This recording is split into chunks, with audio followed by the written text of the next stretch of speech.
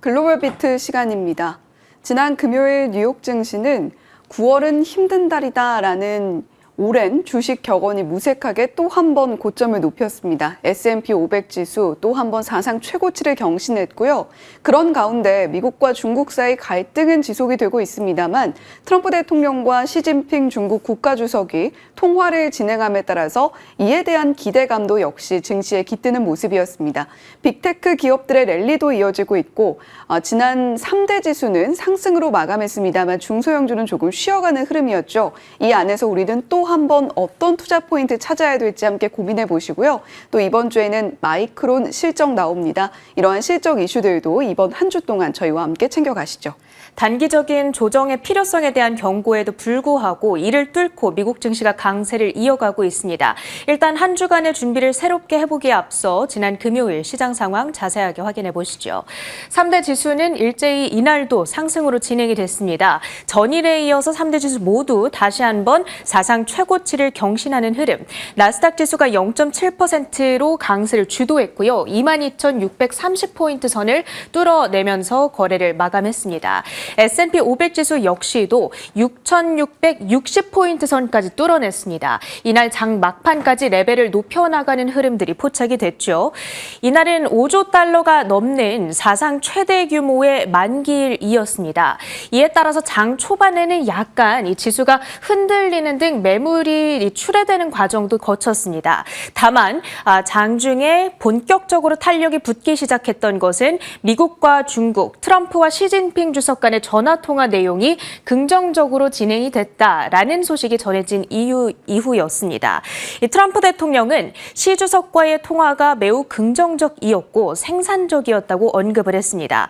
특히 무역과 펜타닐, 우크라이나 전쟁 종식, 틱톡 등 여러 가지 사안에 대한 진척이 있었다고 언급을 했는데요. 영상으로 준비를 했습니다. 함께 확인해 보시죠. I had a great call with President Xi, and as you know, he approved the TikTok deal, and we're in the process. We have some great investors, some of the biggest in the world, American investors, great people, and we look forward to getting that deal closed. I guess it could be a formality. I found his word to be we have a very good relationship, but the TikTok deal is well on its way, as you know, and the investors are getting ready. And I think China wanted to see it stay open too. They wanted to see it. 특히나 틱톡 문제에 대해서 긍정적인 진전이 있었다고 언급을 한 부분이었고요. 시 주석 역시도 전화가 건설적이었고 긍정적이었다고 말을 했습니다. 이제 두 정상 간의 회담은 오는 10월 우리나라 경주에서 진행이 될 것으로 예상된다라는 보도들이 이후에 전해지고 있습니다. 한편 이날 전체적으로 시장의 방향성이 아주 뚜렷하지는 않았다라는 특징이 있습니다. 종목들의 등락이 엇갈렸기 때문인데 그런 가운데서 애플이 3.2% 급등하면서 이 증시의 상승을 견인했고요. 그 밖에는 AI라든지 원자력, 양자 컴퓨터 등 일부 테마주들을 중심으로 상승세가 두드러졌습니다. 즉 종목 간의 압축이 진행됐다라는 것도 이날의 특징이었죠. 카시카리 총재의 발언도 주목을 받았습니다. 올해 두 차례 25bp 인하를 예상한다라는 발언이었는데요. 고용 악화로 인해서 인하의 속도가 빨라질 필요성이 있음을 강조한 겁니다. 카시카리 총재는 전형적으로 연준 내에서 가장 매파적인 인사로 분류되는 사람인데 매파 인사에게서부터 비둘기파적인 발언이 나왔다라는 측면에서 시장의 관심을 받았습니다. 다만 카시카리 총재는 연준에서 지금 투표권이 있지는 않다라는 점은 참고를 해보셔야겠고요. 앞으로의 시장 흐름에 대한 월가 IB들의 코멘트들도 참고를 좀 해보셔야겠습니다. 뱅크 오브 아메리카는 계속해서 낙관적인 뷰를 견지해가고 있는 하우스가 되겠는데 과거 100년간 거품 장세가 나타났을 때에 종목들의 상승률이 244%에 달했다라고 지적을 합니다. 그런데 지금 버블 장세를 주도해가고 있는 M7 종목들의 상승률은 아직 223%에 불과하다는 것이죠. 따라서 갈 길이 조금 더 남아있다라는 시각, 특히 이들의 평균 PER이 39배에 달하는데 과거 과거 버블이 터질 때 58배까지 찍었다라는 부분도 지적을 하고 있습니다. 다만 반대편에서는 UBS와 같은 하우스들은 추가로 오를 모멘텀이 부족하다, 이 미국 증시가 과열 수준이다라는 베어리시한 시각들도 함께 상존해서 체크를 해보셔야겠습니다. 히트맵을 열어서 전반적인 섹터들의 분위기도 확인해 볼 텐데요. 말씀드렸다시피 애플의 급등이 증시 상승을 견인했습니다. 아이폰 17 시리즈의 예약 판매가 생각보다 초반부터 인기를 끌고 있다라는 점이 주가에 긍정적으로 작용을 했고요. 마이크로소프트 역시 전일 나왔던 뉴스죠. 위스콘신주에 40억 달러를 추가로 투자해 두 번째 데이터 센터 증설에 나선다. 이에 따라 주가는 1.9%의 상승세를 보였습니다. 그 밖에 AI 소프트웨어 종목들로 해서는 오라클의 주가가 4%나 뛰었습니다. 이 메타와 200억 달러 규모의 계약을 논의 중이라는 소식 장 후반에 전해지면서 막판의 상승폭을 더 키우는 양상이었고요. 팔란티어 역시도 최근 영국 국방부와 계약을 체결했다라는 소식이 지속적인 호재로 작용하며 이날도 3%대 급등권에서 거래를 마쳤습니다. 반도체주들은 혼조 양상을 나타냈죠. 먼저 엔비디아, 이 딥시크가 자사의 AI 모델을 훈련하는 데 투입된 비용이 단 29만 달러였다. 이러한 내용을 세계적인 학술지인 네이처에 게재를 한 것으로 전해졌습니다. 이에 따라서 장중에는 하락세를 나타내기도 했었지만 이 딥시크 이슈에 대해서 이전보다는 확실히 민감도가 많이 줄어들었음을 우리가 알 수 있습니다. 특히 딥시크가 초기에 엔비디아의 칩을 사용했다라는 점이 부각된 영향으로도 해석을 하고 있습니다. 이날 주가는 강보합권의 거래를 마쳤고요. 반도체 테마 안에서 두드러지는 낙폭을 보였던 두 종목이 마이크론과 인텔이 되겠습니다. 마이크론의 경우에는 삼성전자가 엔비디아의 HBM3E 퀄 테스트 통과됐다라는 소식이 들려오면서 경쟁 우려감이 불거지고 있습니다. 이 내용은 잠시 후 혜은 앵커가 자세하게 정리를 해드리고요. 인텔의 경우에는 전날 급등을 했었던 그 엔비디아 이슈로 인해서 급등을 30% 가까이 했었는데 이로 인해서 밸류에이션이 너무 부담스러워졌다. CT 측의 코멘트를 소화하면서 3%대 급락세를 나타냈습니다. 테슬라의 경우에는 베어드 측의 투자 의견 상향에 따라서 2.2% 상승세를 연출하기도 했네요. 그 밖에 주요 종목들 이슈들을 묶어서 보겠습니다. 먼저 애플 소식, 아이폰 17이 인기를 끌고 있다. 출시 첫날부터 대기 기간이 아주 길게 잡히고 있다라는 소식들이 들려오고 있고요. 그리고 애플이 자사의 공급업체들에게는 아이폰 17 기본 모델의 생산량을 최소 30% 이상 늘려라 라고 주문을 한 것으로 전해집니다.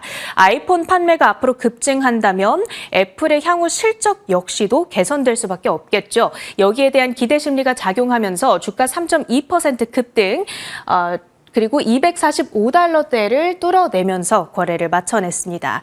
다음으로 테슬라입니다. 베어드가 냈던 의견을 조금 더 디테일하게 보시죠. 이제 더 이상 전기차 회사가 아니라 물리적 AI의 선두주자로 보는 것이 맞겠다. 단기적인 실적보다는 테슬라의 미래 가치에 더 집중해야 된다는 코멘트고요. 그러면서 투자 의견을 기존의 중립에서 매수로 상향 조정을 했습니다. 테슬라의 주가 이 내용 소화하면서 2.2% 반등을 했고요. 426달러대의 종가를 형성하고 있습니다. 그리고 2차 전지 섹터 내에서는 퀀텀스케이프의 급등세 역시도 눈에 띄었습니다. 파나소닉과 테슬라 등 협업을 진행할 거다라는 루머가 돈 영향이었고요. 주가는 10.6% 뛰어 올랐습니다. 위클리 기준으로는 30% 가까운 폭등 양상을 나타냈다는 점도 체크가 필요하고요. 그 밖에도 이날 미국 시장에서 아주 두드러지는 상승세를 나타냈던 두 가지 테마를 꼽아볼 수가 있겠습니다. 먼저 양자 컴퓨터 관련주들, 솔라나의 공동 창업자가 되겠습니다. 아나톨리가 얼마 전에 진행이 됐던 한 서밋에서 내놨던 발언이 이날 공개가 됐습니다. 향후 5년 안에 중대한 돌파구가 있을 확률이 50%다. 이 양자 컴퓨터 분야에서의 돌파구를 말하는 거고요. 다만 이것 이것이 비트코인에게는 단기적인 리스크로 작용할 수 있다라는 경고도 함께 내놨습니다. AI가 발전을 하면서 양자 컴퓨터에 대한 연구 그리고 상용화 시점이 앞당겨질 수 있다라는 건데요. 특히나 양자 기술이 발전되면 비트코인 보안 구조의 기반이 되는 블록체인이 해킹될 수 있는 위험이 커질 수 있다라는 것을 지적하는 겁니다. 양자 컴퓨터 상용화에 대한 기대감을 높이는 발언이었다 보니까 퀀텀 컴퓨팅이 26%대, 리게티가 15%대, D-Wave 역시 두 자릿수의 급등률을 나타냈던 반면에 이날 비트코인 혹은 암호화폐 관련주들은 일부 종목들이 하락세를 나타냈다라는 점이 특징이었습니다. 특히나 스트래티지, 코인베이스 등이 하락세를 나타냈고요. 다만 지금 실적 기대감이 붙고 있는 로빈후드의 경우에는 이 전반적인 약세장 속에서도 3%대 상승했다라는 것이 특징이었습니다. 그 밖에는 원자력 그리고 우라늄 테마주들도 주목을 해봐야겠습니다. 트럼프 대통령이 대규모 원전 프로젝트의 속도를 높일 거다라는 소식에 급등을 했고요. 그 이유는 AI와 데이터 센터 이 수요가 워낙에 강력하기 때문인 것으로 풀이가 되고 있죠. 종목별로는 이날 특히나 오클로의 주가가 28.8%의 폭등 흐름을 나타냈고요. 최근에 역시나 계속해서 달리고 있는 한 가지 종목이죠. 블룸에너지 역시 5% 가까운 상승세, 그 밖에도 뉴스케일 파워가 20%대의 폭등이었습니다. 우라늄 관련주에서는 센트러스 에너지, 나노핵 에너지 등이 두 자릿수의 급등세를 보여줬습니다. 그 밖에 이번 주 주요 일정까지 보면서 마무리를 해볼 텐데요. 이번 주 가장 중요한 경제 지표로는 8월 PCE 물가지수가 있습니다. 26일 금요일에 발표가 될 예정이고요. 사실 파월 의장이 관세에 따른 인플레이션 위협은 일회성이다. 지금은 노동시장 부양에 더 집중을 해야 된다라고 발언을 했잖아요. 이에 따라서 평소보다는 PCE 물가에 대한 관심도가 좀 적지 않을까라고 생각을 할 수도 있습니다만 만약에 PCE가 예상보다 뜨겁게 발표가 된다면 금리나 속도에 대한 기대치에 변화가 생길 수 있겠죠. 특히 이번에 점도표를 보면 25bp 인하를 전망한 위원이 9명, 50bp 인하를 주장한 위원이 10명입니다. 그러니까 딱 한 명만 변심을 하더라도 전체적인 인하폭이 25bp로 변경이 된다라는 것을 의미하고요. 이에 따라서 PCE 결과에 따라서 국채금리 그리고 주가지수의 변동을 예의주시해 보셔야겠습니다. 이를 가늠하기 위해서는 여러 연준 위원들의 발언도 주목을 해보셔야겠죠. 특히 월요일에 집중적으로 포진이 되어 있습니다. 윌리엄스, 무살렘 총재, 해먹 그리고 박힌 총재의 연설 일정 예정이 되어 있고요. 다음 날인 화요일에는 미셸 보우먼 부의장 그리고 제롬 파월 연준 의장의 연설 역시도 예정이 되어 있습니다. 기업 실적으로는 23일인 마이크론 실적이 가장 중요하겠습니다. 더불어 22일인 월요일에는 앱 러빈 그리고 로빈후드의 지수 편입 일정까지 포진되어 있다는 점 체크해 보시면 좋겠습니다. 일정 받고요. 주요 외신 헤드라인으로 이어갑니다. 네, 이번 주에도 주목해 볼 만한 일정들이 참 많이 있습니다. 시간을 다시 금요일로 돌려서 지난 금요일장은 뉴욕 증시에서 새 마녀가 날뛴다라고 이야기를 하는 트리플 위칭데이였죠. 이때 굉장히 큰 규모의 주가 지수 그리고 개별 주식의 선물 옵션 동시 만기가 이루어졌습니다. 분기에 한 번씩 1년에 총 4번 트리플 위칭데이를 맞이하게 되는데 주가 지수 선물과 옵션, 개별 주식의 옵션 동시 만기 규모만 6조 3천억 달러에 달했습니다. 굉장히 큰 규모의 동시 옵션 만기가 이루어졌고요. 이런 가운데에서도 S&P 500 지수가 날뛰는 새 마녀보다 훨씬 더 폭발적인 힘을 발휘를 하면서 또 한 번 사상 최고치를 경신했습니다. S&P 500 지수는 이제 4월 저점으로부터 시총을 15조 달러 이상 늘려나가고 있는 모습을 기록해주고 있는 상황이죠. 자, 이렇게 새 마녀의 날을 잘 넘겼던 뉴욕 증시, 주식 시장 주식시장은 계속해서 위험 선호 심리를 반영하고 있습니다. 러셀 2000 지수 지난 금요일장에서는 3대 지수와는 조금 다른 결을 보이긴 했습니다만 약 2,500포인트 수준 달하고 있죠. 사상 최고치 레벨이고요. 위험도가 큰 소형주 투자에 대한 선호 심리가 높다라는 것을 반영하고 있습니다. 자, 그리고 그 반대편에 투자 등급 회사채 스프레드를 보면요. IG 채권 스프레드는 최저 수준을 기록하고 있는데요. 지금 보시는 그래프에서도 굉장히 낮은 레벨에 머물러 있음을 알 수가 있습니다. 이것이 의미하는 바는 숫자가 높을 때는 채권 시장 신용 위험도가 살짝 높다라는 것을 반증하는데 오히려 이렇게 숫자가 낮을 때는 채권 시장의 신용 위험도가 낮다. 그러니까 위험 자산에 대한 선호 심리가 역시 높다라는 것을 반영하고 있는 그래프라고 볼 수 있겠습니다. 그러니까 리스크 선호 심리가 계속해서 강한 수준을 유지해 줄 수 있을 것이다라는 기대감이 여전히 시장 안에 반영이 되어 있다라는 이야기인데요. 주식시장도 이렇게 최근에 도파민 중독이다 이런 이야기 많이 하는데 도파민 네이션, 도파민을 추종하는 방향으로 흘러가고 있는 것은 아닌가 이런 투자 아이디어 생각해 볼 수가 있을 것 같습니다. 자, 다음 장 이어서 살펴보시면요. IB들에서는 S&P 500과 매그니피센트 7 종목들이 더 갈 수 있다, 힘을 받아갈 수 있다 이런 의견들 전하고 있습니다. 자, 이제 올해 말을 끝으로 해서 은퇴를 결정했다라고 이야기를 하는 골드만삭스의 데이비드 코스틴 전략가 연준 금리 인하를 반영해서 S&P 500의 연말 목표치를 6,800포인트로 상향 조정한다라는 의견을 전했습니다. 향후 6개월 동안에는 7,000포인트 도달할 수 있을 것으로 보이고 향후 12개월 안에 7,200포인트 도달 목표치 상향 조정한다라는 의견을 전하기도 했는데요. 자, 그리고 한편으로는 매그니피센트 7 종목들이 계속해서 지수의 상승을 주도해 나갈 수 있을 것인가에 대한 의구심도 시장 한켠에 자리하고 있죠. 뱅크 오브 아메리카의 마이클 하트넷 전략가 M7 주식의 거품이 끝나지 않았다. 조금은 거품이라는 단어에 민감하게 반응할 수 있는 내용이기도 합니다만 일단 추가 상승 여력이 남아있다라고 보고 있거든요. 과거 버블 종목들 당시에는 저점으로부터의 정점이 244% 상승 정도로 점점 이야기가 됐었는데 현재 M7 종목들의 평균 상승 223% 수준이다라고 이야기를 하고 있습니다. 하지만 그럼에도 불구하고 굉장히 밸류가 높다라는 것을 부정할 수는 없기 때문에 빅테크 종목들과 브라질 그리고 글로벌 에너지 주식을 좀 보유하는 것이 좋지 않겠느냐 이런 이야기를 함께 전하면서 이를 바벨 전략이라고 이야기를 하고 있습니다. 포트폴리오에 좀 다각화는 분명히 필요하다라는 이야기를 전하고 있죠. 자, 그리고 뱅크 오브 아메리카 이번 세큘러 불은 2030년까지 이어질 것이다라고 이야기를 하고 있습니다. 보통 시클리컬 불이라고 이야기를 하는데 하나의 사이클로 인해서 강세장이 이어진다라고 생각을 합니다만 이런 시클리컬 불 장세가 여러 개 겹쳐서 좀 장기적인 강세장으로 이어진다라고 이야기를 뱅크 오브 아메리카가 전하고 있는 겁니다. 여러 경기 사이클의 상승장을 말하는 거고요. 1950년대 그리고 1980년대에 이러한 세큘러 불장이 있었는데 현재는 2013년 고점 돌파를 시작으로 해서 여전히 세큘러 불이 진행 중이다라고 이야기를 하고 있습니다. 이런 강세장이 과연 어디까지 이어질까라고 가늠을 해봤을 때 2029년에서 2033년까지는 이런 세큘러 불장이 이어지지 않겠는가라고 전망을 하고 있죠.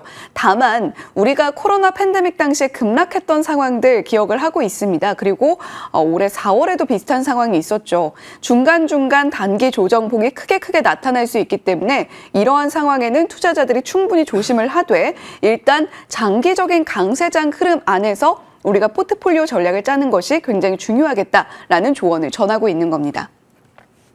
자, 하지만 다가오는 위험들이 있죠. 미국의 정부 부채는 선진국들이 거의 대부분 그렇습니다만 굉장히 큰 수준에 달하고 있습니다. 브리즈워터 어소시에이츠의 창립자 레이 달리오는 미국 정부 부채가 통화질서, 글로벌 통화질서 자체를 위협할 수 있다. 이렇게 이야기를 하고 있고요. 만약에 다른 요인들과 결합했을 때는 미국 엠파이어가 종말할 수 있다라는 굉장히 강한 논조의 경고 메시지를 전했습니다. 일단 미국의 연방의회 임시 예산안은 통과가 무산됐죠. 하원에선 통과가 됐는데 이 안이 상원에서 부결이 됐습니다. 9월 30일까지 예산안 처리가 안 되면 10월 1일부터 셧다운 조치 들어가게 되겠고요.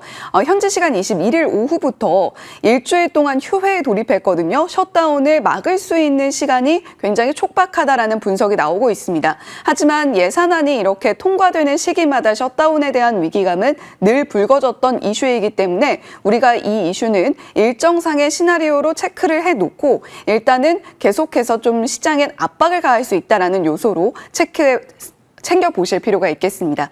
자, 이렇게 다가오는 위험까지 저희가 체크를 해봤는데요. 이런 가운데에서 앞서서 체린 앵커가 전해주었던 것처럼 애플의 주가 상승은 눈에 띄었습니다. 관련한 내용 함께 챙겨보시죠.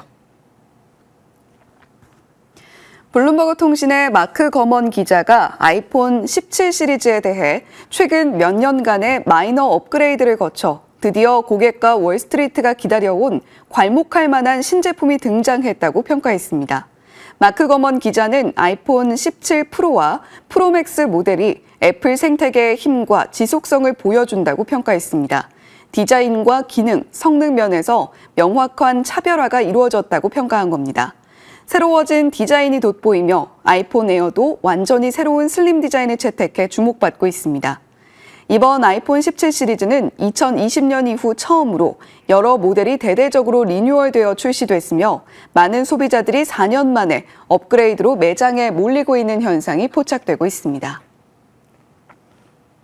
네, 애플 관련한 소식을 많이 전하고 있는 블룸버그 통신의 마크 거먼 기자 어떤 이야기 내놨는지 들여다보죠. 일단 AI에 대한 공허한 약속 대신 실제 기능에 초점을 맞춰서 소비자들의 반응을 끌어내고 있다라고 평가를 하고 있습니다. 아이폰 16 시리즈에 기대했던 여러 가지 슈퍼사이클이 있었죠. 애플 인텔리전스를 중심으로 해서 여러 가지 아이폰의 교체 사이클을 도래할 수 있을 만한 모멘텀들이 16 시리즈에 있었을 것이다라고 기대를 했으나 그러한 공허한 AI 기대감 대신 기능 개선으로 17 시리즈를 구현했고 시장의 반응을 끌어내고 있다라고 평가를 하고 있습니다. 일단 반응이 조금 더 좋은 것은 아이폰 17 프로와 프로 맥스 모델인데요. 주요 고객들의 선호층이 굉장히 높고 디자인과 기능, 성능에 있어서 이전 시리즈와 확실한 차별화가 진행됐다라고 평가하고 있습니다. 이번엔 사실 색상이라던가 디자인 면에서 좀 호불호가 갈리는 듯 했었는데 막상 시장에 내놓고 나니 반응이 나쁘지 않다라는 것이죠. 아이폰 17 에어 시리즈의 경우에는 소수 구매에 그치고 있다라고 평가를 하고 있는데요. 다만 새로운 슬림 디자인 자체는 주목할 만하다라고 이야기를 하고 있죠. 애플 생태계의 힘과 지속성을 실적으로 반영되는 숫자로 나타낼 수 있을지 이번 애플의 실적도 계속해서 주시를 해보실 필요가 있겠습니다. 자, 그런데 디인포메이션 아이폰 17 기본 모델 생산량 늘렸다라는 보도를 통해서 애플의 주가 상승폭을 조금 더 키웠습니다.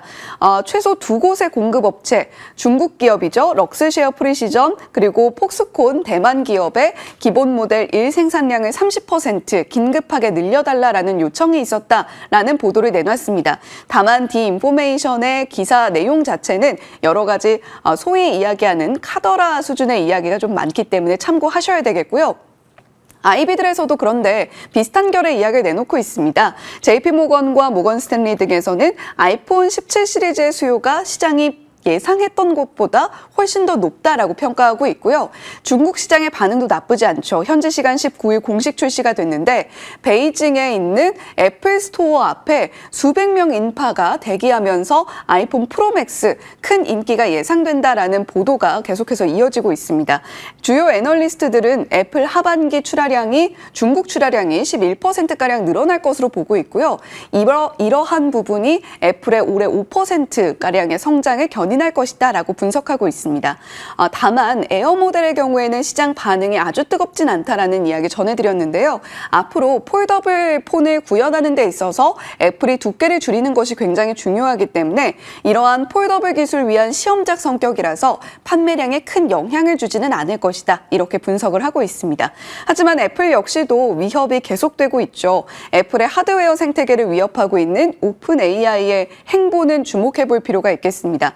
오픈 AI가 AI 기반 하드웨어 기기 개발을 위해서 애플의 핵심 인재를 대거 영입 중이라는 이야기는 그렇게 새로운 이야기는 아닌데요. 대표적으로 애플의 현재 여러 가지 디자인들의 시조라고 할 수 있는 조니 아이브가 현재 오픈 AI에 영입이 되어 있는 상황입니다. 애플의 디자인, 제조, 공급망 전문가들을 영입하고 있는 상황이고요. 아이폰 조립업체인 앞서서 살펴봤던 럭스쉐어, 중국 공급망을 적극적으로 활용해서 2026년 말, 2027년 초에는 첫 제품을 출시하는 것을 목표로 해서 다양한 라인업 구상을 하고 있다고 합니다. 과연 이러한 소식이 애플의 주가에 당장 상승을 제동에 걸 만한 소식인지는 모르겠으나 앞으로 오픈 AI의 행보는 계속해서 챙겨볼 필요가 있겠죠.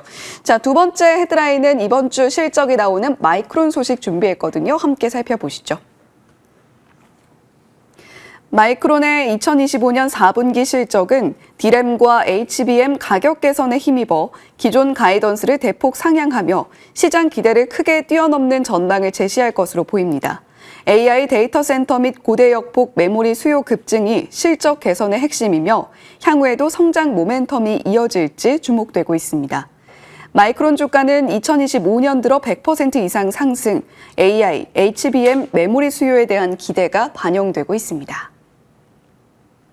네, 마이크론 테크놀로지 계속해서 상승 흐름을 이어갈 수 있을 것인가, 그리고 메모리 반도체에 확실한 신호탄을 쏴줄 수 있을 것인가 기대를 모으고 있습니다.